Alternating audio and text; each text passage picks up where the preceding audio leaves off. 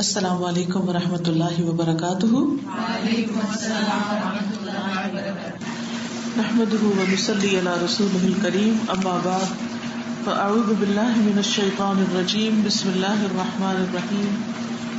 رب اشرح لی صدری ویسر لی امری واحلل عقدۃ من لسانی یفقہوا قولی۔ جو لوگ اللہ کی قدر پہچانتے ہیں، اس کی عظمت کو جانتے ہیں، اس کے مقام کو جانتے ہیں اور اس سے گہرا تعلق رکھتے ہیں، ان کی زندگی کا مقصد اس کو راضی کرنا ہوتا ہے۔ وہ ہر قیمت پر اپنے رب کو خوش کرنا چاہتے ہیں اور وہ اس سے محبت رکھتے ہیں۔ جب وہ اس سے محبت رکھتے ہیں تو وہ چاہتے ہیں کہ رب بھی ان سے محبت کرے۔ اسی طرح انسان کے دل میں یہ خواہش ہوتی ہے کہ وہ بندوں سے محبت کرے اور بندے بھی اس سے محبت کرے۔ جس طرح انسان کی ضرورت کھانا پینا ہوتی اور بہت سی چیزیں ہوتی، اسی طرح محبت بھی انسان کی ضرورت ہوتی۔ ایک بچہ جب پیدا ہوتا ہے تو اسے ماں کی محبت چاہیے ہوتی، پھر باپ کی محبت چاہیے ہوتی، پھر دوسرے لوگوں کی محبت اور شفقت چاہیے ہوتی۔ اگر ایک بچے کو صرف کھانا کھلا دیا جائے اور اس سے محبت نہ دی جائے تو اس کی اس طرح تربیت نہیں ہو سکتی جس طرح محبت کے ساتھ ہوتی۔ اور محبت کی یہ ضرورت صرف بچپن میں نہیں ہوتی، انسان جو بڑے ہو جاتا ہے اس وقت بھی ہوتی ہے اس کو۔ تو جو انسان کی آنکھیں کھلتی ہیں، ماں باپ سے آگے دائرہ بڑھتا ہے، خاندان کا، رشتہ داروں کا، دوستوں کا، اور پھر اس کا انٹریکشن ایک وقت میں آ کر دنیا کے باقی لوگوں کے ساتھ ہوتا ہے، جہاں خون کا رشتہ نہیں ہوتا، دوستی کا رشتہ نہیں ہوتا، لیکن ویسے تعلقات ہوتے ہیں، کام کی وجہ سے دیگر معاملات ہوتے ہیں۔ تو یہاں پر آ کر انسان کو بعض اوقات ایسے لوگوں سے واسطہ پڑتا ہے کہ جو اس سے محبت نہیں کرتے بلکہ اس کے ساتھ بعض اوقات اچھا سلوک بھی نہیں کرتے۔ تو ایسے میں انسان سوچتا ہے کہ ان تمام مشکلات پر کیسے قابو پائے کہ انسان اچھے تعلقات کے ساتھ اس دنیا میں رہے۔ کچھ لوگوں کی محبت انکنڈیشنل ہوتی، آپ کچھ کریں یا نہ کریں وہ آپ سے محبت کرتے ہیں، وہ آپ کے ماں باپ ہو سکتے ہیں، آپ کے رشتہ دار ہو سکتے ہیں، لیکن کہیں یہ محبت ارن کرنی پڑتی، جو محبت کرتے ہیں انہیں محبت ملتی۔ اور بعض اوقات کچھ ایسی اخلاقی خوبیاں ہوتی ہیں جن کی بنا پر لوگ محبت حاصل کرتے ہیں۔ وہ کیا خوبیاں ہیں؟ اس کا ذکر ایک حدیث میں ملتا ہے۔ رسول اللہ صلی اللہ علیہ وسلم نے فرمایا، حدیث آپ کے سامنے رکھوں گی۔ الزهد الحقيقي عن أبي العباس سهل بن سعد الساعدي رضي الله عنه قال: جاء رجل إلى النبي صلى الله عليه وسلم فقال: يا رسول الله، دلني على عمل إذا عملته أحبني الله وأحبني الناس، فقال: ازهد في الدنيا يحبك الله، وازهد فيما عند الناس يحبك الناس۔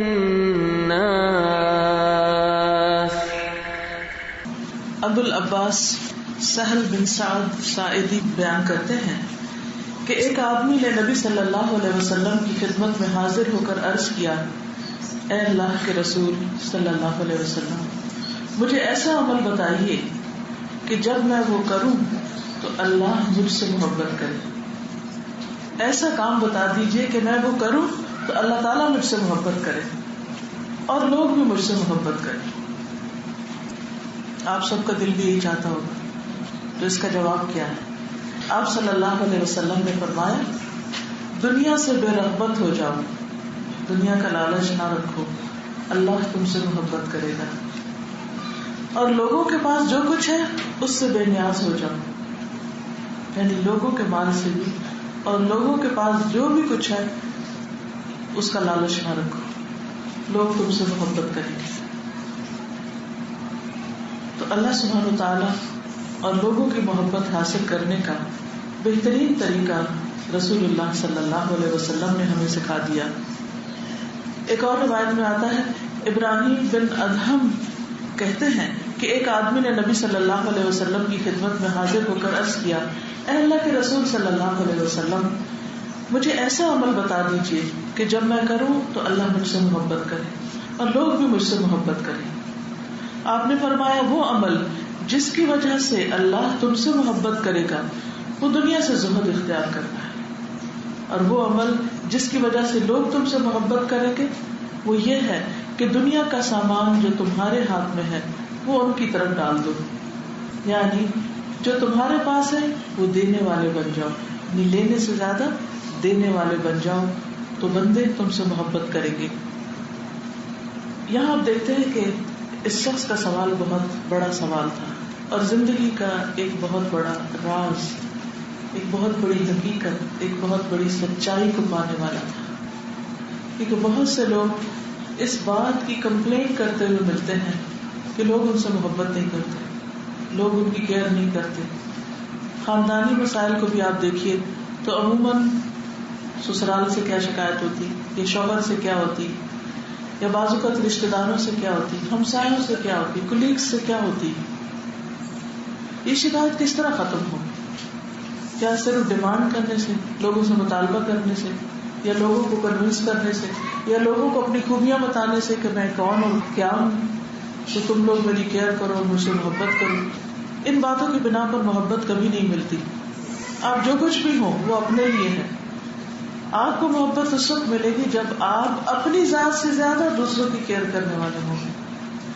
آپ لینے کے بجائے دینے والے ہوں گے، اور آپ کے دل میں دنیا کا لالچ نہیں ہوگا، بلکہ اس کے برعکس دنیا سے زہد ہوگا. زہد کیا چیز ہوتی؟ زہد ہوتی بے رغبتی.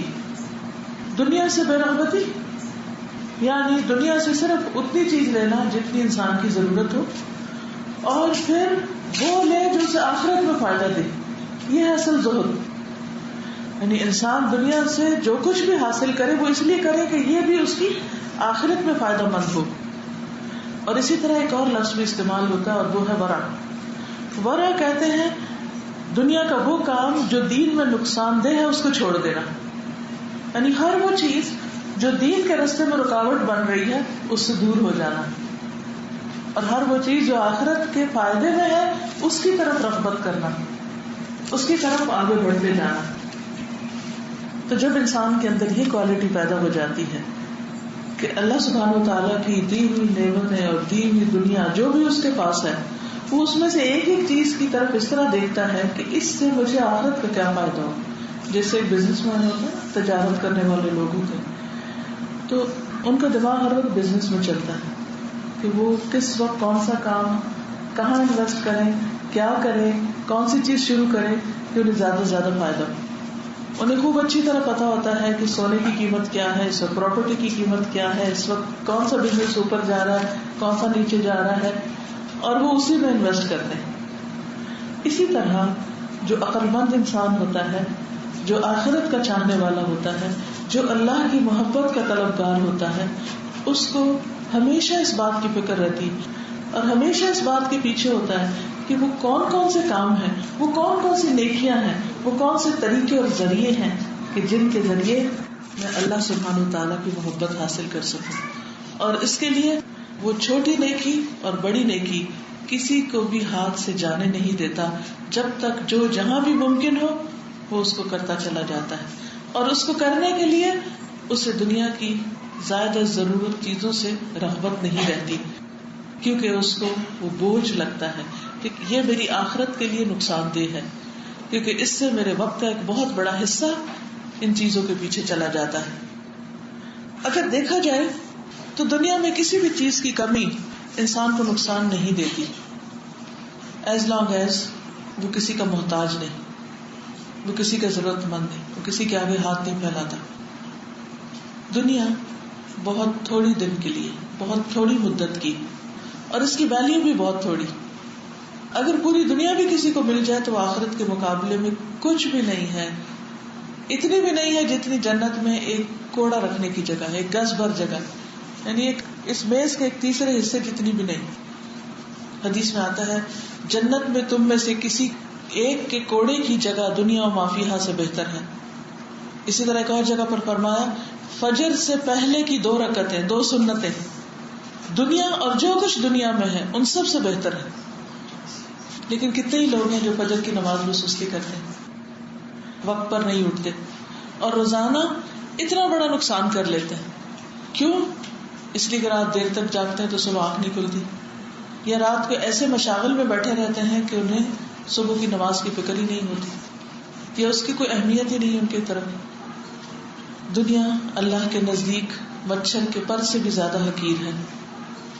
حدیث میں آتا ہے کہ اگر وہ اتنی بھی ہوتی تو وہ اس میں سے کافر کو ایک پانی کا گھونٹ بھی نہ دیتا. ایک اور موقع پر نبی صلی اللہ علیہ وسلم مدینہ کی بالائی بستیوں میں سے کسی بازار میں داخل ہو رہے تھے اور صحابہ آپ کے دونوں طرف تھے. آپ صلی اللہ علیہ وسلم نے بکری کا ایک بچہ جو چھوٹے کانوں والا تھا اسے مرا ہوا دیکھا، یعنی چھوٹے کانوں والا بکری کا بچہ مرا ہوا پڑا تھا. آپ نے اس کا کان پکڑ کے فرمایا تم میں سے کون ہے جسے 1 درہم میں لے لے گا؟ تو صحابہ نے عرض کیا ہم میں سے کوئی بھی اسے کسی بھی چیز کے بدلے میں نہیں لینا چاہتا، اور اسے ہم لے کر کیا کریں گے؟ آپ نے فرمایا کیا تم یہ چاہتے ہو کہ یہ تمہیں مل جائے؟ صحابہ نے عرض کیا یا رسول اللہ صلی اللہ علیہ وسلم اگر یہ زندہ بھی ہوتا تو ہم اسے نہ لیتے، اب تو یہ مرا پڑا ہے، اس کی تو کوئی ویلیو ہی نہیں کیونکہ اس کے کان چھوٹے یعنی ناقص قسم کا ہے. آپ نے فرمایا اللہ کی قسم، اللہ کے ہاں یہ دنیا اس سے بھی زیادہ حقیر ہے، جس کے پیچھے تم بھاگ رہے وہ اس سے بھی زیادہ حقیر ہے، جس طرح تمہارے نزدیک یہ مردار حقیر ہے. لیکن ہم اگر اپنے دلوں کو ٹٹول کر دیکھیں تو ہمارے دل میں کیا زیادہ اہم ہے، دنیا یا آخرت، یہاں یا وہاں؟ ہم اپنا زیادہ وقت کس کے لیے لگاتے ہیں، کس کے پیچھے بھاگتے ہیں، کس کوشش میں لگے رہتے ہیں؟ رسول اللہ صلی اللہ علیہ وسلم نے فرمایا اللہ کی قسم دنیا آخرت کے مقابلے میں اس طرح ہے جس طرح تم میں سے کوئی آدمی اپنی انگلی اس دریا میں ڈال دے پھر انگلی کو نکال کر دیکھے کہ اس میں کیا لگا ہوا ہے. پوری زندگی میں اگر انسان دنیا کا مال اکٹھا کرے تو وہ اتنا بھی نہیں آخرت کے مقابلے میں جتنا پانی انگلی کو لگ جائے، یعنی بہت ہی حقیر، بہت ہی تھوڑا. اور پھر اس قلیل دنیا میں جو باقی رہ گیا ہے اب آخری حصے میں وہ اور بھی تھوڑا ہے. رسول اللہ صلی اللہ علیہ وسلم نے فرمایا بے شک اللہ تعالیٰ نے ساری دنیا کو قلیل بنایا، اب دنیا کا جو حصہ باقی ہے وہ قلیل میں سے بھی قلیل ہے، تھوڑے میں سے بھی اور تھوڑا ہے. اس کی مثال یہ ہے کہ پانی کا ایک حوض ہو جس کا عمدہ پانی پی لیا گیا ہو اور پیچھے گدلا سا پانی رہ گیا ہو. یعنی جب اللہ نے یہ زمین پیدا کی تھی اس میں کوئی پولوشن نہیں تھی، اس میں ہریالی تھی، اس میں ہر چیز صاف ستھری بہترین شکل میں. پھر انسانوں کی آبادیاں آتی گئی اور ریسورسز استعمال کرتے گئے اور فتنہ فساد بڑھتا گیا اور طرح طرح کی خرابیاں پیدا ہوگی، اور اب اس وقت دنیا وہ ایک بچے کچے حصہ رہ گیا، اس کا اصل صاف ستھرا جو ہے وہ ختم ہو چکا ہے. تو بہرحال جس دنیا کی یہ قیمت ہے، جس دنیا کی یہ ویلیو، جس دنیا کی یہ اہمیت ہے، اس کے پیچھے جتنا بھی انسان بھاگ لے وہ ہاتھ نہیں آتی. انسان جب دنیا کے پیچھے بھاگتا ہے تو وہ آگے آگے ہوتی، انسان جب دنیا سے منہ موڑ لیتا ہے تو دنیا اس کے پیچھے آنے لگتی. لیکن سب کچھ جاننے کے باوجود بھی اس دنیا کی اتنی محبت کیوں ہے ہمارے دل میں؟ اس کی وجہ یہ ہے کہ ہمارے دلوں میں اللہ سبحانہ و تعالیٰ کی محبت حقیقی معنوں میں نہیں ہے. اللہ سے محبت انسان جب کرتا ہے تو اللہ تعالیٰ اس بندے سے محبت کرتا ہے، اور جب اللہ تعالیٰ کسی بندے سے محبت کرتا ہے تو اس کو دنیا کی محبت سے بچا لیتا ہے، اس کے دل میں پھر آخرت کی محبت ڈال دیتا ہے اور ہر اس چیز کی جو آخرت کی طرف لے جائے. رسول اللہ صلی اللہ علیہ وسلم نے فرمایا اللہ تعالیٰ اپنے جس بندے سے محبت کرتا ہے اسے دنیا سے اسی طرح بچاتا ہے جیسے تم لوگ اپنے مریض کو کھانے پینے سے بچاتے ہو. جیسے کوئی شوگر کا پیشنٹ ہے تو اس سے آگے سویٹ ہٹا لیتے ہیں کیونکہ اس کی زندگی زیادہ عزیز ہوتی ہے اس سے کہ وہ ایسی چیز کھائے جس سے اس کی زندگی کو خطرہ ہو، اور کھانے کی صورت میں اس کی طبیعت خراب ہونے کا اندیشہ. یعنی اللہ سبحانہ و تعالیٰ اس کو دنیا سے دور کرتے جاتے ہیں، دنیا سے بے رغبت کرتے جاتے ہیں. دنیا کی محبت اس کے دل میں نہیں رہتی، دنیا کا لالچ ختم ہو جاتا ہے. سب کچھ ہونے کے باوجود اس کا دل دنیا میں نہیں اللہ میں لگا ہوتا ہے، اللہ کے دین میں لگا ہوتا ہے، اللہ کی عبادت میں لگا ہوتا ہے. اس کو اسی میں راحت اور اسی میں ہی چین، اسی میں ہی ایک سویٹنس حاصل ہوتی، اس کا دھیان کہیں اور ہوتا. دنیا کو بقدر ضرورت استعمال کر رہا ہوتا ہے لیکن اس کو دنیاوی چیز اس سے ایکسائٹمنٹ نہیں ہوتی. اس کی ایکسائٹمنٹ کہاں ہے؟ اللہ کے ذکر میں، اللہ کی عبادت میں، اللہ کے دین کی خدمت میں، اللہ کے لیے کچھ بھی کرنے میں، کچھ بھی دینے میں، کچھ بھی خرچ کرنے میں، کچھ بھی لگانے میں. اور اس کو صرف وہی سمجھ سکتا ہے جس کے دل میں اللہ کی محبت ہوتی. باقی لوگوں کے لیے یہ باتیں irrelevant ہیں. وہ اس لطف کو سمجھ ہی نہیں سکتے کہ یہ کیسے ممکن. رسول اللہ صلی اللہ علیہ وسلم نے فرمایا جب اللہ تعالیٰ کسی بندے سے محبت کرتا ہے تو اسے دنیا سے اس طرح روک دیتا ہے جس طرح تم میں سے کوئی مریض کو پانی سے روک دیتا ہے. رسول اللہ صلی اللہ علیہ وسلم نے فرمایا اس امت کے پہلے لوگوں کی بہتری زہد اور یقین کے ساتھ ہے.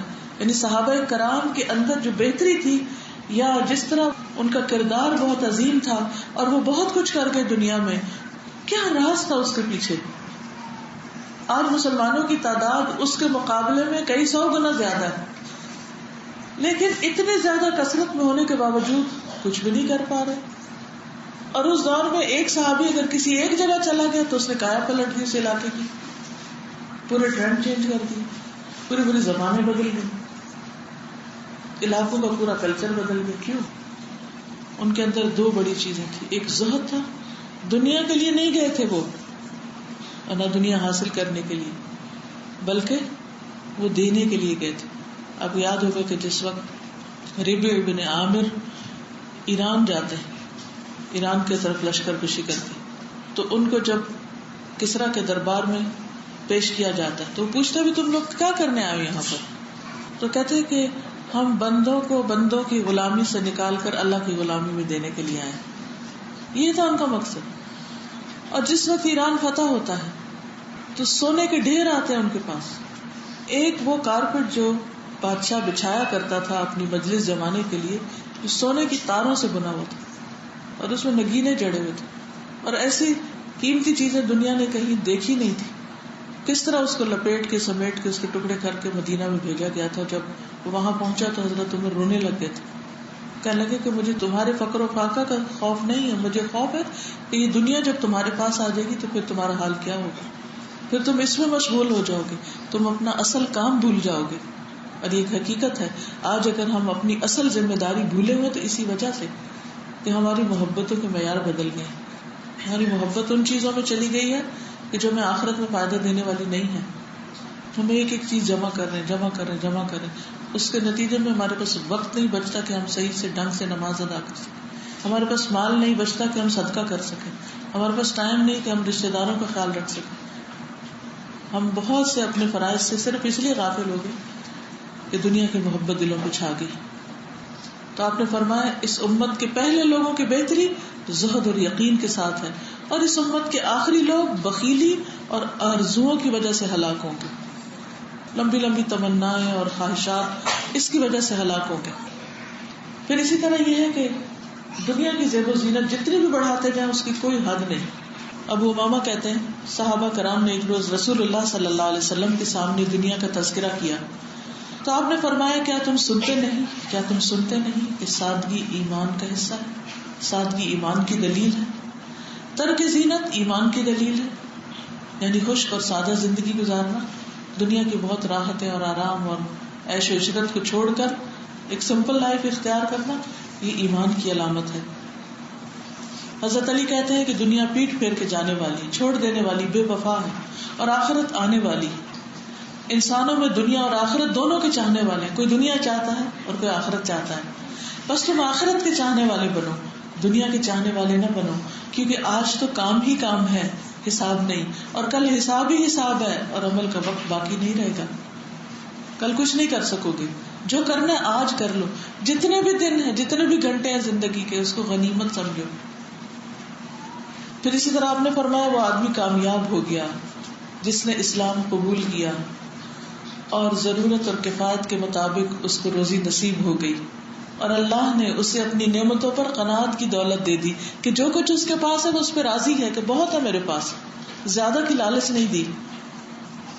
پھر اسی طرح آپ نے فرمایا تمہارے لیے دنیا سے اتنا کافی ہے جتنا کہ مسافر کا زاد راہ ہوتا ہے. یعنی ایک مسافر جب سفر میں ہوتا ہے تو اس کو چند کپڑوں اور ضرورت کے باقی سامان کی ضرورت ہوتی ہے. تو جب ہم ٹریول کرتے ہیں تو آپ نے دیکھا ہوگا کہ کتنا سامان ہوتا ہے ہمارے پاس، اور جب ٹریول کر کے وہاں جاتے ہیں تو وہاں جو بھی وقت گزارتے ہیں کام چل ہی جاتا ہے. تو اصل میں دیکھا جائے تو حقیقی ہماری ضرورت اتنی ہوتی ہے، باقی چیزیں ایکسٹرا ہوتی ہیں.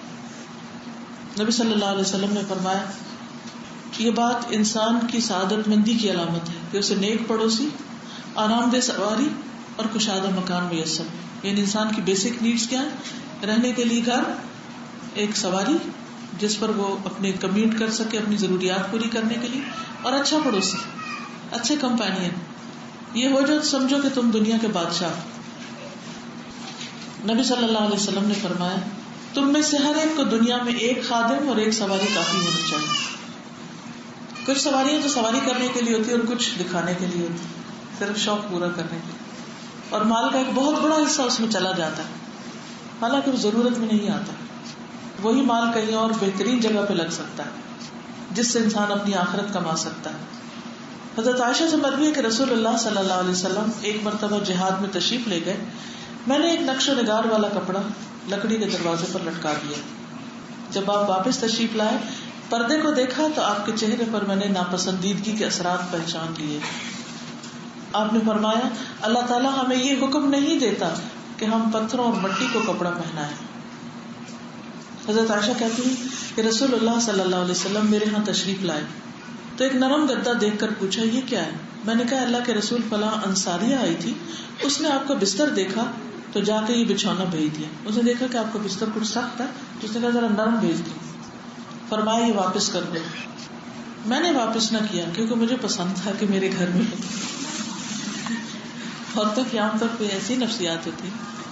لیکن آپ نے 3 بار فرمایا اللہ کی قسم اے عائشہ اگر میں چاہوں تو اللہ سونے اور چاندی کے پہاڑ میرے ساتھ چلا دے، لیکن میں دنیا میں نہیں چاہتا. ایک دفعہ آپ حضرت فاطمہ کے گھر تشریف لے گئے. ان کے دروازے پر پردہ لٹکا ہوا دیکھا، آپ اندر نہیں داخل ہوئے. عبداللہ کہتے ہیں بہت کم ایسا ہوتا ہے کہ آپ گھر جائیں اور ان کے ہاں نہ جائیں. آپ جب واپس آتے تو پہلے ان کی طرف جاتے پھر اپنے گھر کو جاتے. حضرت علی آئے، فاطمہ کو دیکھا کہ غمگین ہے، اداس ہے. پوچھا تمہیں کیا ہوا؟ کہا نبی صلی اللہ علیہ وسلم میرے یہاں آئے تھے مگر اندر نہیں آئے.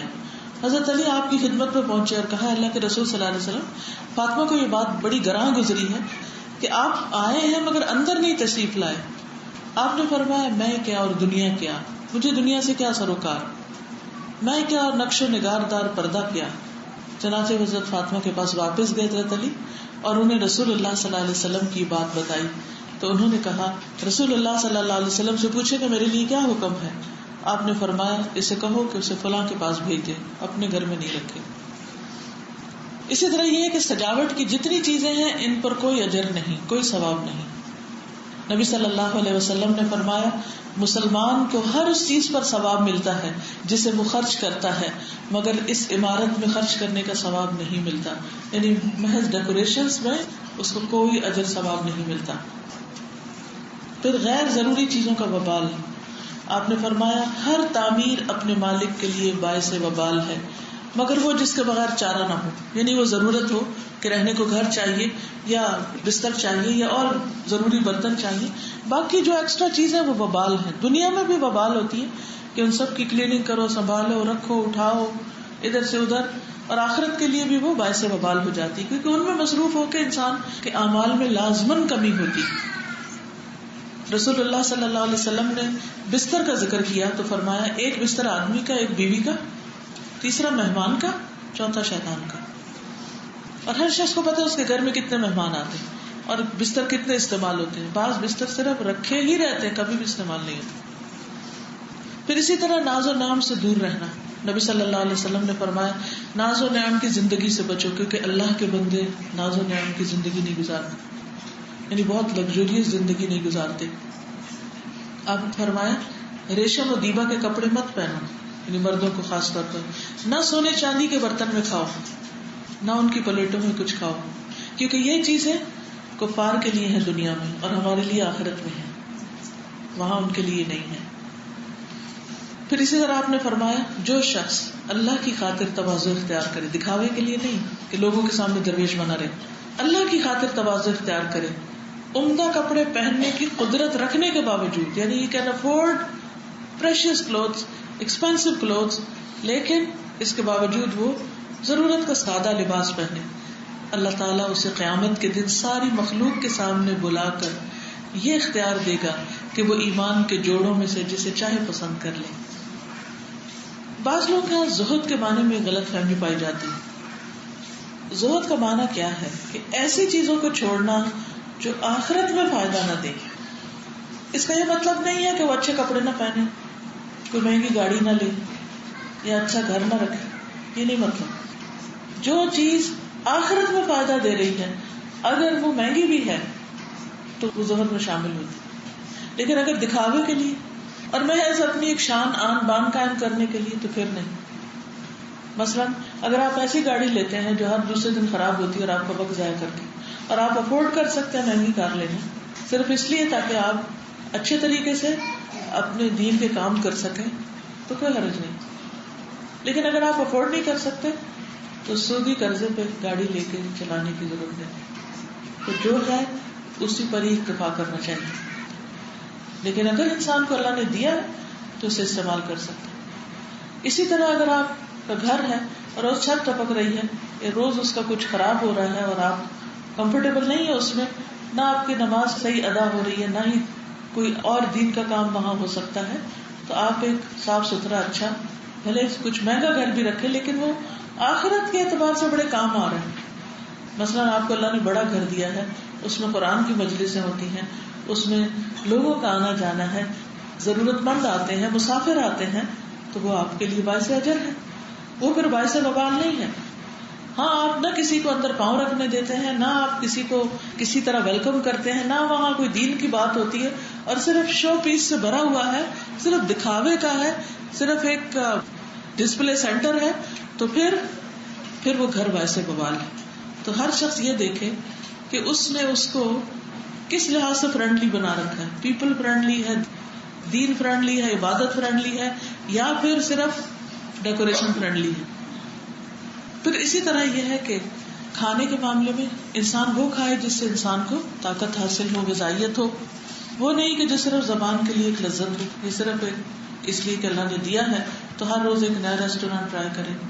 نہیں, ٹھیک ہے اللہ نے حرام نہیں کی زینت کی چیزیں, لیکن یہ بھی حلال نہیں ہے کہ انسان صرف کھانے کا بندہ بن جائے اور اس کی اول و آخر ساری فکر یہی ہو کہ وہ کھاتا رہے. یا یہ کہ انسان دکھاوے کے لیے گھٹیا کپڑے پہنے کہ لوگ کہیں کہ بڑا ہی نیک ہے, تو یہ بھی ٹھیک نہیں ہے. تو اس لیے کبھی بھی کسی بھی چیز کی صرف ظاہری جو رکھ رکھاؤ ہے, اس کی جو سرفیس ویلیو, اس پہ نہیں جائیں. کیوں؟ اس لیے کہ اصل چیز نیت ہے, کہ کس نیت کے ساتھ کس چیز کو اختیار کیا گیا اور کہاں استعمال ہو رہا ہے اور کیوں لیا گیا. مثلا جابر بن عبداللہ کہتے ہیں کہ رسول اللہ صلی اللہ علیہ وسلم ہمارے یہاں تشریف لائے. آپ نے ایک آدمی کو دیکھا کہ اس کے بال بکھرے ہوئے. آپ نے فرمایا کہ ایسے کوئی چیز نہیں ملتی کہ اس سے اپنے بالوں کو سنوار لے. اور آپ نے ایک دوسرے آدمی کو دیکھا جس کے کپڑے میلے تھے. آپ نے فرمایا ایسے کوئی چیز نہیں ملتی کہ اپنے کپڑے دھو لے. تو زہد یہ نہیں ہے کہ گندا بندہ رہے انسان, صاف کپڑے نہ پہنے, یا یہ کہ اپنے بالوں کو کنگھی نہ کرے, یا ایک معقول حلیے میں نہ رہے. یہ زہد نہیں ہے.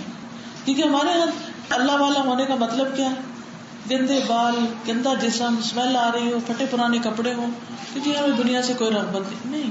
نبی صلی اللہ علیہ وسلم سے ہمیشہ خوشبو آتی تھی. آپ بہترین قسم کا پرفیوم یعنی عطر استعمال کرتے تھے, اور آپ کے کپڑوں میں کبھی کوئی داغ دھبا نہیں ہوتا تھا. انتہائی صفائی پسند ہے.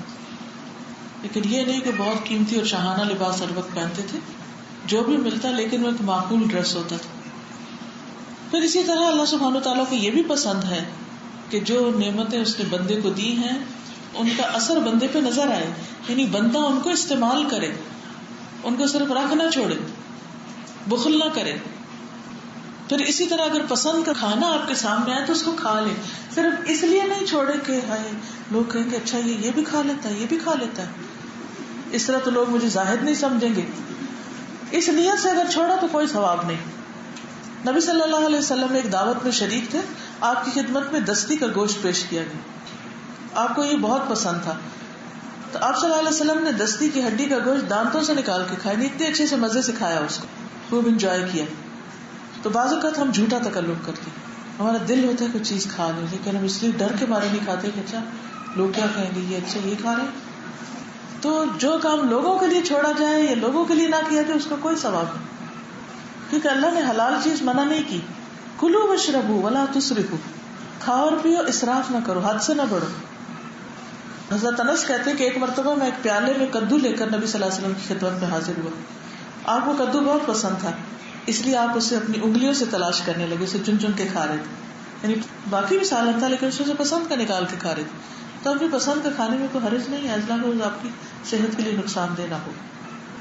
انس کہتے ہیں کہ میری والدہ ام سلیم نے میرے ہاتھ کھجوروں کا ٹوکرا نبی صلی اللہ علیہ وسلم کی خدمت میں بھیجا. آپ گھر پہ نہ ملے. آپ قریب ہی اپنے ایک آزاد کردہ غلام کے یہاں تشریف لے گئے تھے. اس نے آپ کو دعوت دی تھی تو آپ اس کے گھر گئے ہوئے تھے وہاں کھانے کے لیے، اور اس نے آپ کے لیے کھانا تیار کیا تھا. دیکھیے کہ غلام تھا وہ آپ کا.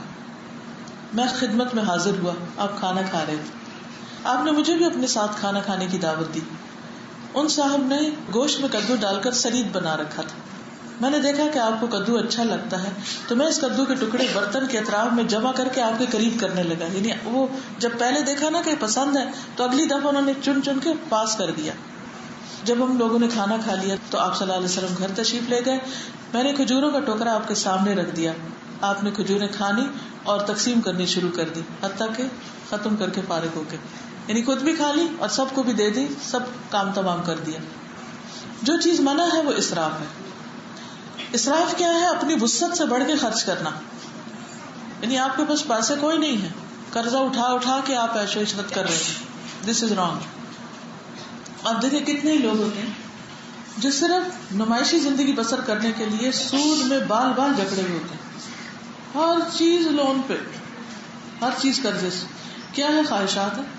گھر ایسا ہونا چاہیے، فرنیچر ایسا ہونا چاہیے، گاڑی ایسی ہونی چاہیے، کراکری ایسی ہونی چاہیے، اور اس کے لیے جیب میں کچھ نہیں، پاس کچھ نہیں، صرف سودی قرضہ لے کر اس پر سب کچھ بنا کے اپنے آپ کو وہ ظاہر کر رہے ہیں جو حقیقت میں ہے نہیں. کس قدر دھوکہ ہے، کس قدر فریب ہے. تو ان چیزوں سے بچنے کی ضرورت ہے. ابن عباس کہتے ہیں، نبی صلی اللہ علیہ وسلم کی حدیث میں ابن عباس کہتے ہیں جو تمہارا جی چاہے کھاؤ، جو جی چاہے پہنو، مگر دو باتوں سے ضرور بچو، اسراف اور تکبر. تو سوال کیا تھا اس شخص کا کہ کیا کروں کہ اللہ کی محبت ملے اور کیا کروں کہ بندوں کی محبت ملے. تو اسے بتایا گیا کہ دنیا کے بارے میں اپنا نقطہ نظر ٹھیک کر لو. اگر تم دنیا سے بے رغبت ہو جاؤ، دکھاوے کی زندگی نہیں بسر کرو گے، اسراف نہیں کرو گے، تکبر نہیں کرو گے، اپنے آپ کو بڑی چیز نہیں سمجھو گے، تو اللہ تعالیٰ تم سے محبت کرے. اللہ تعالیٰ اس بندے سے زیادہ محبت کرتا ہے جو اللہ تعالیٰ کے سامنے زیادہ عاجزی اختیار کرتا ہے، زیادہ سجدے کرتا ہے، زیادہ اللہ کی عبادت میں مصروف ہوتا ہے، زیادہ اللہ کا بندہ بن کے رہتا ہے. پھر جب بندہ اللہ کی عبادت زیادہ کرتا ہے، بندہ سب سے زیادہ قریب سجدے میں ہوتا ہے، سجدہ کر کر کے قریب ہوتا چلا جاتا ہے، تو پھر بندہ اس مقام پہ پہنچ جاتا ہے کہ اللہ تعالیٰ بندے سے محبت کرتا ہے.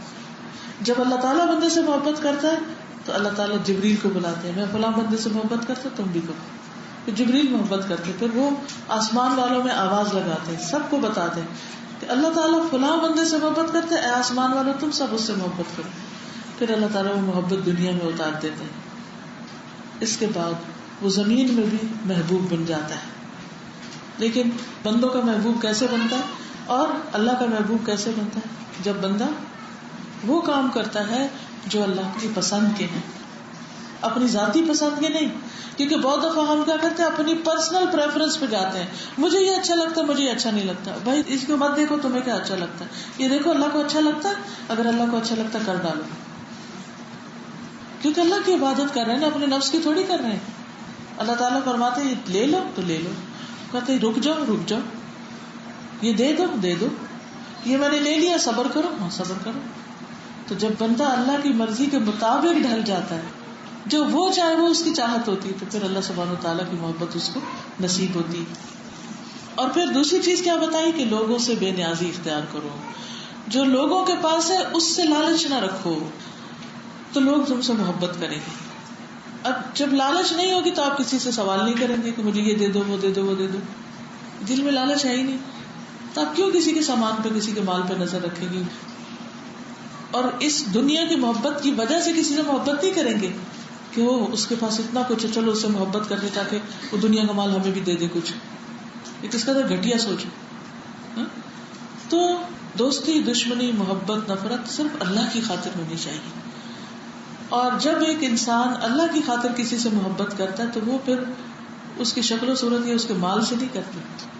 وہ اللہ کی رضا کے لیے اس بندے کے ساتھ ہوتا ہے تاکہ اس کی کمپنی، اس کی صحبت اللہ کے اور قریب کرے. یعنی زہد کیا ہے؟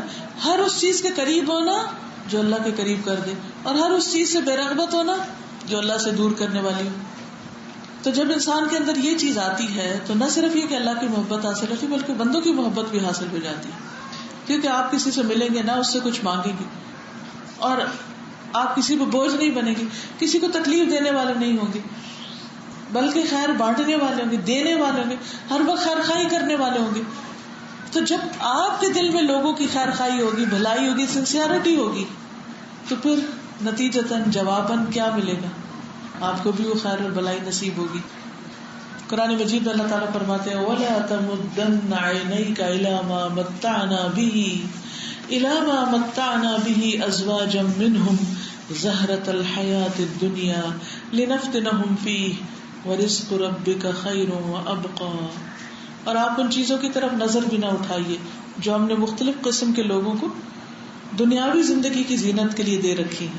کہ کسی کا بڑا گھر دیکھا تو حسرت سے دل پکڑ کے بیٹھ گیا، کتنا خوش قسمت ہے جس کے پاس یہ سب کچھ، اور کتنے بد قسمت ہے ہم کہ ہمارے پاس کچھ نہیں. یہ شکل اللہ کو نہیں پسند کہ دنیا کی خاطر روتے رہے کہ ہمارے پاس یہ بھی نہیں، یہ بھی نہیں، یہ بھی نہیں، ہر وقت کمپلینٹس. بلکہ اللہ کو کیا پسند ہے کہ اللہ تیرا شکر ہے کہ ہم کبھی بھوکے نہیں سوئے، تیرا شکر ہے تو نے ٹھکانہ دی، تیرا شکر ہے تو نے ضرورت کا سب سامان دیا. تو جب ایک بندے کے اندر یہ خوشی سما جاتی ہے کہ میرے پاس بہت ہے میری ضرورت کا، تو اللہ تعالیٰ ایسے بندے سے محبت کرتا ہے. لیکن جب بندہ دنیا والوں کے ساتھ کمپیئر کرنے لگتا ہے تو دنیا والوں کی نگاہ میں بھی ذلیل ہوتا ہے اور اللہ کی نگاہ میں. آپ تھوڑی دیر کے لیے سوچیے کسی کے بارے میں بھی، اگر آپ کو کسی کے بارے میں 100% یقین ہو جائے کہ وہ آپ کی دنیا سے محبت کرتا ہے، آپ سے نہیں، آپ کے پیسے سے کرتا ہے، آپ کے اسٹیٹس سے کرتا ہے، آپ کی چیزوں سے کرتا ہے، اس بندے کی آپ کے دل میں کیا قدر ہوگی؟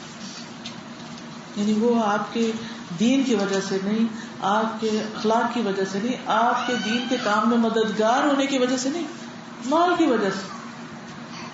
تو آپ کبھی بھی پلٹ کے ایسے بندے سے محبت نہیں کریں گے. لیکن جب کوئی شخص آپ سے اللہ کی خاطر محبت کرتا ہے، اس کو دنیا میں کوئی لین دین سروکار نہیں، تو آپ کے دل میں اللہ تعالیٰ اس کی محبت ڈال دیتا ہے. حضرت سلیمان کے پاس کیا کچھ تھا؟ آپ جانتے ہیں دنیا کی ایک بہت بڑی بادشاہت ان کے پاس.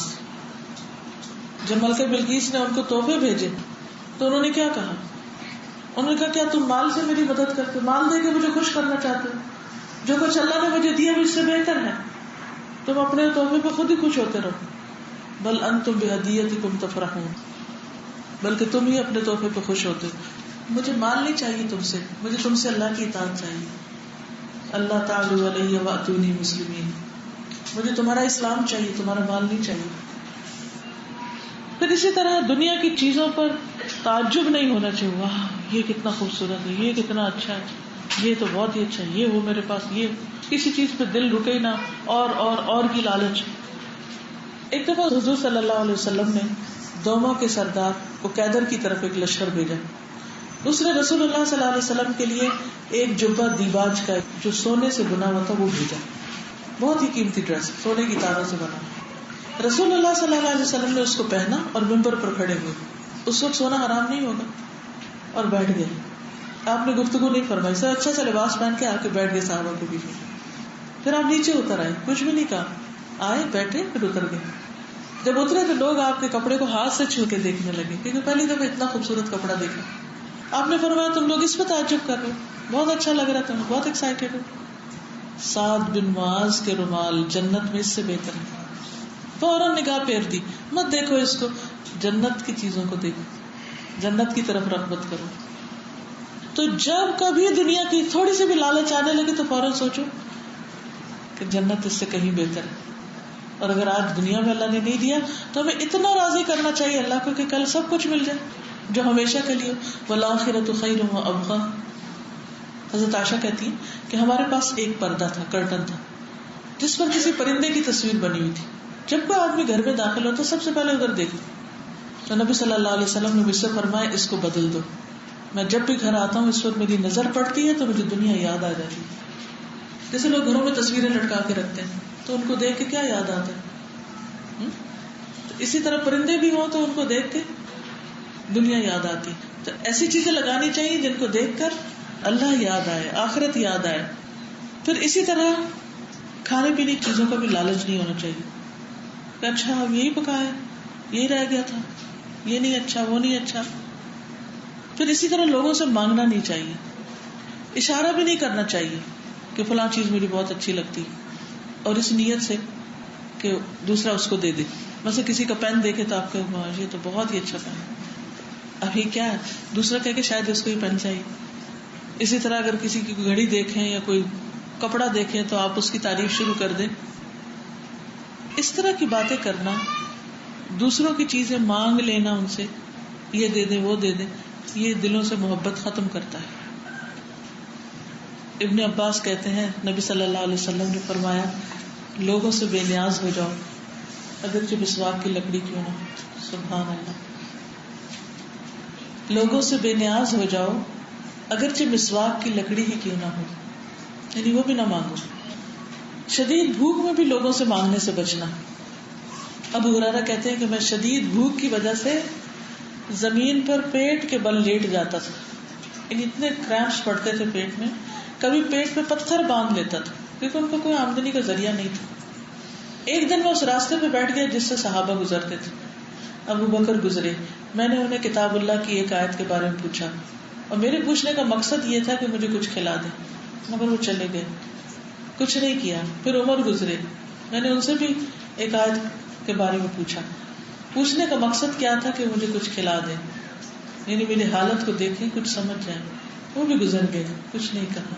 اس کے بعد نبی صلی اللہ علیہ وسلم گزرے, آپ نے مجھے دیکھا تو مسکرا دیے اور میرے دل کی بات سمجھ گئے, میرے چہرے کو پہچان گئے.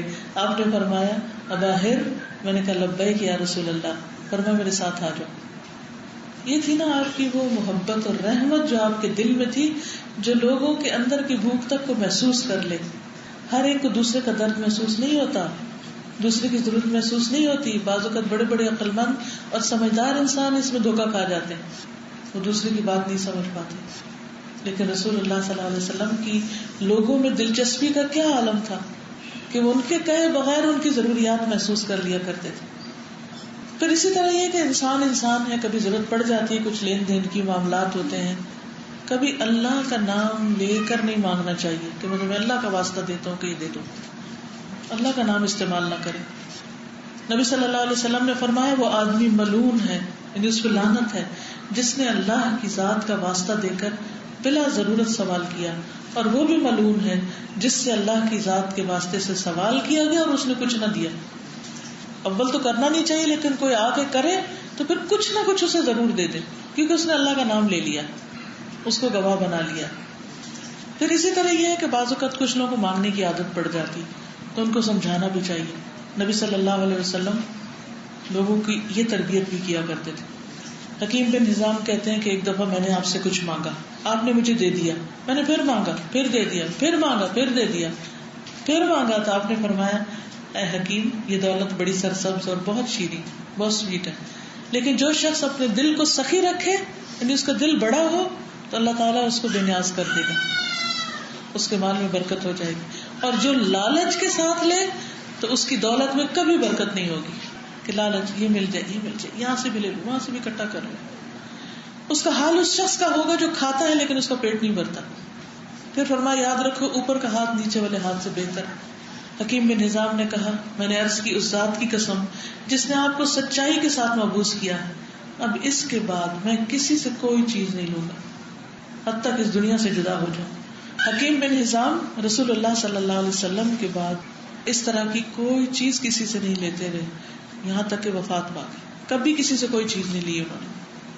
تو حد الوسع سوال سے بچنا چاہیے, لیکن کبھی بہت مجبوری ہو جائے, بہت تکلیف ہو, ضرورت پڑ جائے, اور خصوصاً اتنی بے تکلفی ہو کہ آپ کو یہ پتا ہو کہ اگر آپ اپنے ساتھی سے وہ مانگیں گے تو خوش ہوگا. ہر شخص کی زندگی میں ایسے لوگ ہوتے ہیں کہ جو اس کی ضروریات کو دیکھتے ہیں, سمجھتے ہیں اور دے کر خوش ہوتے ہیں. وہ چاہتے ہیں کہ یہ کچھ مانگے. جیسے بعض اوقات ماں باپ ہوتے ہیں نا, تو وہ انتظار کرتے ہیں کہ بچہ کچھ کہے, کچھ مانگے تو صحیح کبھی, اور وہ اس بات پہ دکھی ہوتے کہ اس نے کبھی کچھ نہیں مانگا, کبھی کوئی مطالبہ نہیں کیا.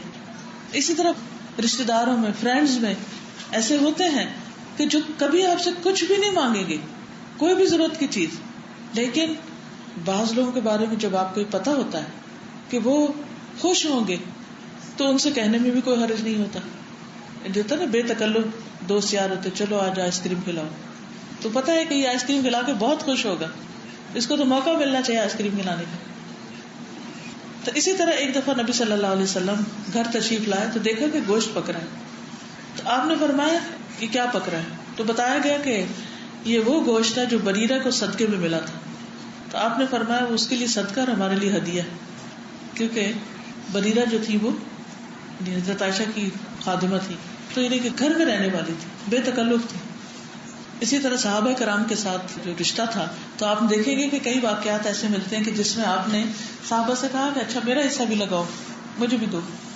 جیسے ایک غزوے پر نکلے تو بہت کم تک کھانے کے لیے ابو عبیدہ کی سرکردگی میں، تو ایک کھجور تھی، سارا دن چوس کے کسی طرح گزارا کرتے. صحابہ بہت کمزور ہو گئے، تو اللہ سبحانہ تعالیٰ سے انہوں نے دعا کی تو اللہ تعالیٰ نے ان کے لیے کھانے کا انتظام کیا. وہ ایک ساحل کے پاس سے گزرے تو ایک بہت بڑی مچھلی جو تھی وہ ساحل پر پڑی ہوئی تھی، تو انہوں نے اس کا گوشت بھی کھایا، اس کا تیل بھی پیا، اور یعنی کہ اتنی بڑی تھی کہ وہ کہتے ہیں کہ جیسے کوئی بہت بڑا ٹیلا ہو، چھوٹی سی پہاڑی ہو، اس طرح.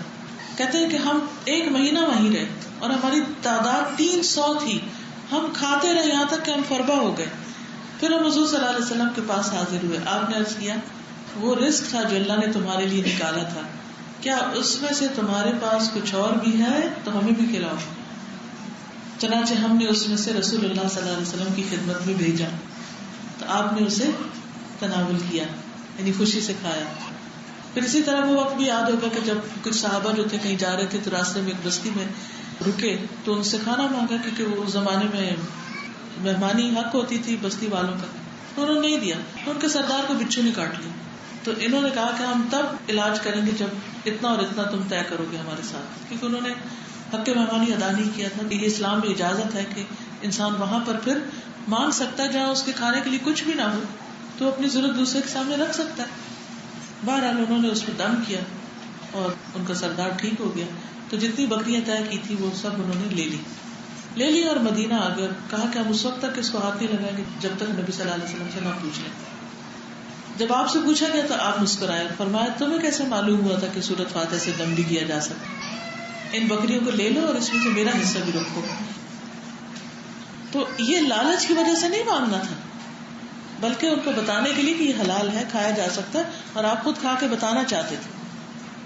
تو دنیا کا مال و متاع لالچ کے ساتھ نہ رکھیں. دل میں یہ حرص نہ ہو کہ فلاں کے پاس جو چیز ہے وہ مجھے مل جائے، کہ اللہ تعالیٰ آپ نے اس کو دیا مجھے بھی دے، اللہ سے مانگے. پھر لوگوں کے مزاج کے مطابق ان کو دے کے انہیں خوش کیا جائے، اس سے بھی لوگوں کی محبت حاصل ہوتی. نبی صلی اللہ علیہ وسلم کی خدمت میں دیباج کی کچھ قبائیں تحفے کے طور پر آئیں جن میں سونے کے بٹن لگے ہوئے تھے.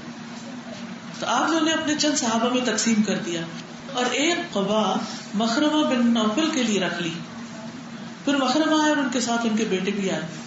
آپ دروازے پہ کھڑے ہو گئے اور کہا میرا نام لے کر نبی صلی اللہ علیہ وسلم کو بلا لاؤ. آپ نے ان کی آواز سنی تو قبا لے کر باہر تشریف لائے اور اس کے بٹن ان کے سامنے کر دیے، یعنی کہ وہ دکھائی اور ان کو بٹن سامنے کر کے دکھائے یہ تمہارے لیے. پھر فرمایا ابو مسعود میں نے تمہارے لیے چھپا کر رکھی تھی، یعنی آپ کو پتا تھا کہ انہیں یہ چیز بہت پسند آئے گی. تو جو چیز جس کی پسند کی ہوتی وہ اس کے مطابق اس بندے کے لیے رکھ لیا کرتے تھے. تو اس سے بھی پتہ چلتا ہے کہ نبی صلی اللہ علیہ وسلم کے پاس جو سونا آتا مال آتا وہ سب تقسیم کر دیا کرتے تھے. ایک روایت میں آتا ہے نا اگر احد پہاڑ برابر بھی سونا تو میں ایک رات بھی سال میں نہ گزاروں کہ میرے پاس کچھ بچے سوائے اس کے جو مجھے قرضے میں کسی کو کچھ دینا. تو نبی صلی اللہ علیہ وسلم لوگوں کو مال دے کر راضی کیا کرتے تھے. جہاں کی ناراضگی وہاں ہدیہ کا لین دین بھی بہت اچھا ہے. تہادو تحابو، محبت بڑھتی. اسی طرح آپ صلی اللہ علیہ وسلم جو اسلام میں نئے نئے داخل ہوتے تھے یا اسلام سے انہیں کو بدگمانی ہوتی تھی ان کو بھی خرچ کرتے. مثلا حنین کے دن رسول اللہ صلی اللہ علیہ وسلم صفوان بن امیہ کو 100 اونٹ دیے. حالانکہ امیہ کون تھا؟ امیہ آپ کے جانی دشمن تھے. امیہ بن خلف نام سنا ہوگا سب. تو اس کا بیٹا تھا صفوان. مکہ فتح کیا، تھوڑے دن کے بعد وہ غزوہ ہوا ہے، اس میں سے مال غنیمت ہاتھ آیا، اس میں سے 100 اونٹ اپنے دشمن کے بیٹے کو دیتے. اتنا بڑا دل جس سے دشمنی ہو، جس نے اتنا تنگ کیا کہ وہ مکہ سے نکل گئے. آج جب آپ کے پاس سب کچھ آیا ہے تو آپ کیا کہتے کہ اس کو تو پانی میں گھوٹ بھی نہ دو، انہوں نے میرے ساتھ کیا کیا تھا. لیکن آپ نے انتقام نہیں لیا. کیوں؟ ایک تو آپ رحمت بنا کے بھیجے گئے تھے، دوسرا یہ کہ آپ اپنی ذات کے لیے نہیں جیتے تھے، آپ دین کے لیے جیتے تھے، کیونکہ آپ نے انہی لوگوں سے دین کی آگے خدمت لینی تھی. تو وہ کہتے ہیں کہ جس دن نبی صلی اللہ علیہ وسلم نے ان کو 100 اونٹ دیے، صفوان کہتے ہیں اللہ کی قسم رسول اللہ صلی اللہ علیہ وسلم نے مجھے عطا فرمایا جتنا بھی عطا فرمایا، اور اس سے پہلے آپ تمام لوگوں سے زیادہ مجھے مبغوض تھے. پھر جب آپ مجھے مسلسل دیتے رہے حتیٰ کہ آپ مجھے سب سے زیادہ محبوب ہو گئے. اور ایک یقینی بات ہے، جب آپ دینے والے بنتے ہیں تو آپ محبوب ہو جاتے ہیں. لیکن عام طور پر ہم لینے والے اور اپنے مطالبات کا رونا رونے والے ہوتے ہیں. مثلا کوئی آپ کو سلام نہیں کرتا، آپ سلام کرنے والے بن گئے.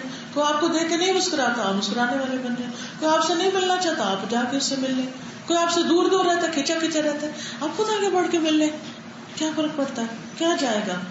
اللہ کی محبت ملے گی، بندوں کی محبت ملے گی، دین پھیلے گا. اپنی ذات کے لیے کچھ نہیں لینا دینا. اللہ کے دین کا کام، اور خاص طور پر جو لوگ دین کی تبلیغ کرتے ہیں، جب تک ان کا یہ اخلاق نہیں ہوتا دین نہیں پھیلتا. انس کہتے ہیں کہ اسلام قبول کرنے پر رسول اللہ صلی اللہ علیہ وسلم سے جو بھی چیز مانگی گئی وہ آپ نے عطا فرما دی. ایک مرتبہ ایک آدمی آیا، آپ نے 2 پہاڑوں کے درمیان کی بکریاں اسے دے دی، ایک پوری ویلی بکریوں کی بھری ہوئی تھی، وہ سب دے دی. پھر وہ اپنی قوم کے پاس آیا اور کہا اے میری قوم اسلام قبول کر لو، کیونکہ محمد صلی اللہ علیہ وسلم اتنا دیتے کہ انہیں فقر و فاقہ کا خوف نہیں ہوتا. آپ کی اپنی ضرورت بھی ہوتی تب بھی لوگوں کو دے دیتے تھے. یہ کتنی بڑی بات ہے. یہ ہے نا زہد. سہل کہتے ہیں کہ ایک عورت آپ کے لیے ایک بردہ چادر بنا کر لائی، حاشیے والی چادر جو ہوتی ہے نا، یہ کناری لگی ہوئی ہوتی ہے. اس نے عرض کیا یا رسول اللہ صلی اللہ علیہ وسلم میں نے اسے اپنے ہاتھ سے بنا، خاص آپ کے لیے بنا کہ آپ کو پہناؤں. نبی صلی اللہ علیہ وسلم نے اس کو لے لیا اور آپ کو اس کی ضرورت بھی تھی. پھر آپ ہمارے پاس تشریف لائے تو وہ چادر آپ کا اظہار تھی. لوگوں میں سے ایک شخص نے عرض کیا یا رسول اللہ یہ چادر مجھے دے دے. اس کو پسند آ گئی. آپ نے فرمایا لے لو.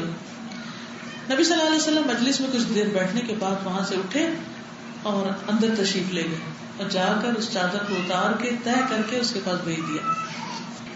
تو لوگوں نے کہا یہ تو نے اچھا نہیں کیا، نبی صلی اللہ علیہ وسلم کو اس کی ضرورت تھی، تم نے کیوں مانگا؟ تمہیں پتہ نہیں کہ نبی صلی اللہ علیہ وسلم کسی سائل کو رد نہیں کرتے. اس نے جواب دیا اللہ کی قسم میں نے تو صرف اس لیے مانگی کہ جب میں مر جاؤں تو میرا کفن بن جائے. سہل کہتے ہیں کہ پھر وہ شخص جب فوت ہوا تو وہی کفن اس کو ملا. اس کی اپنی ایک خواہش تھی. لیکن دوسری طرف آپ دیکھیں کہ نبی صلی اللہ علیہ وسلم کو ضرورت بھی تھی، پھر بھی آپ نے اپنی ضرورت پر دوسرے کو ترجیح دی. اور یہ ایک حقیقت ہے کہ انسان جب اس طرح دوسروں کی ضروریات پوری کرنے لگتا ہے تو اللہ سبحانہ وتعالیٰ اس کو محروم نہیں رکھتے کہ اس کی ضرورت پوری نہ کرے. اس کے حصے کا اس کو پھر مل جاتا ہے. جبیر کہتے ہیں کہ وہ رسول اللہ صلی اللہ علیہ وسلم کے ساتھ چل رہے تھے اور آپ کے ساتھ بہت سے صحابہ بھی تھے. وادی حنین سے واپس تشریف لا رہے تھے کہ کچھ بدو آپ سے لپٹ گئے اور مجبور کر کے آپ کو ببول کے درخت کے پاس لے گئے. وہاں آپ کی چادر مبارک کانٹوں میں الجھ گئی. آپ وہاں سے اٹھ کھڑے اور فرمایا مجھے میری چادر دے دو. اگر میرے پاس درختوں کے کانٹوں جتنے اونٹ بکریاں ہو تو میں وہ بھی تقسیم کر دوں. تم مجھے بخیل نہیں پاؤ گے، مجھے جھوٹا اور بزدل نہیں پاؤ گے. یعنی وہ کیا چاہتے تھے کہ آپ ہمیں بھی کچھ دیں. اس لیے انہوں نے گھیر کے، جسے وہ بعض اوقات آپ نے دیکھا ہوگا کہ جو چیریٹی کا مال تقسیم ہوتا ہے تو پھر کیا ہوتا ہے، لوگ ایک دم یلغار کر دیتے ہیں. نبی صلی اللہ علیہ وسلم نے اپنے مرض الوفات میں وہ سونا خرچ کر دیا جو حضرت عائشہ کے پاس تھا. نبی صلی اللہ علیہ وسلم نے نہیں رکھوایا ہوا تھا. آپ نے پوچھا عائشہ سونے کا کیا ہوا؟ کہا کہ آپ کی بیماری نے مجھے مشغول کر دیا. وہ کہتی کہ 7 یا 9 دینار تھے، وہ انہیں لے کر آئیں. آپ اپنے ہاتھ سے پلٹنے لگے اور فرمانے لگے محمد اللہ سے کس گمان کے ساتھ ملے گا جبکہ اس کے پاس یہ دینار موجود ہے، یعنی مجھے اس کو دے دینا چاہیے تھا پہلے. نجاشی نے آپ کے لیے بہت قیمتی ہدیے بھیجے تھے جس میں ایک نگینے والی انگوٹھی بھی تھی سونے کی. تو حضرت عائشہ کہتی ہے کہ رسول اللہ صلی اللہ علیہ وسلم نے اس کو ہاتھ بھی نہیں لگایا، اسے لکڑی سے تھاما اور پھر اسے اپنی بیٹی کی بیٹی نواسی امامہ بنت بلاس کو بلایا اور فرمایا بیٹا تم یہ پہن لو، کیونکہ مردوں کے لیے سونا حرام ہے اور آپ نے اپنے لیے وہ چیز نہیں رکھی. تو اس حدیث سے کیا پتہ چلتا ہے کہ انسان کو اللہ کی محبت حاصل کرنے کے لیے دنیا کی محبت اپنے دل سے نکالنی ہوگی، دنیا کے لالچ کو دور کرنا ہوگا، اور بندوں کی محبت کے لیے ضروری ہے کہ بندوں کو انسان دینے والا بن جائے، اور جو شخص ایسا کرے گا وہ دنیا اور آخرت کی بھلائیاں پائے گا۔ اللہ تعالیٰ سے دعا ہے کہ اللہ ہمیں عمل کی توفیق عطا فرمائے۔ وآخر دعوانا ان الحمد للہ رب العالمین۔ سبحانک اللہم وبحمدک اشہد ان لا الہ الا انت استغفرک واتوب الیک۔ السلام علیکم ورحمۃ اللہ وبرکاتہ۔